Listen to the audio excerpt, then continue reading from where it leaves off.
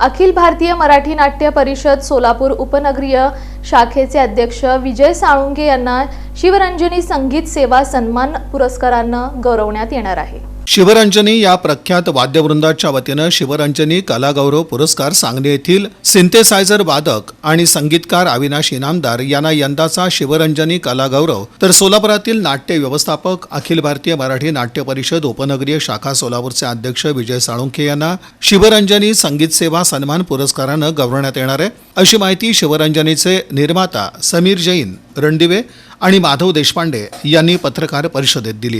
गेले 28 वर्ष आम्ही सुगम संगीत क्षेत्रामध्ये काम करतो आहोत। शिवरंजनीच्या 28व्या वर्धापन दिनानिमित्त 17वा शिवरंजनी कलागौरव पुरस्कार आम्ही येत्या शनिवारी आयोजित केलेला आहे।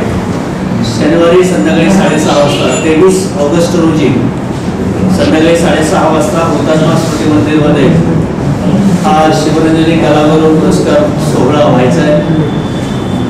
या वर्षीचा शिवरंजनी कलागौरव पुरस्कार हा सांगलीचे एक सिंथेसायझर वादक आहेत अविनाश इनामदार, त्यांना आपण देतो आहोत। 21,000 रुपये सन्मानपत्र असं या पुरस्काराचं स्वरूप आहे। पुरस्काराचं हे 17वं वर्ष, म्हणजे शिवरंजनीला 10 वर्ष पूर्ण झाले तेव्हा आम्ही हा उपक्रम सुरू केला। मधला कोविडचा एक वर्ष वगळता दरवर्षी आम्ही हा पुरस्कार देत आलेलो आहोत। गेल्या 10 वर्षापासून संगीत सेवा सन्मान हा एक आणखीन एक पुरस्कार आम्ही सुरू केलेला आहे। पहिला पुरस्कार जो आहे कलागौरवचा, हा गायक किंवा वादक या दोघांपैकी असतो।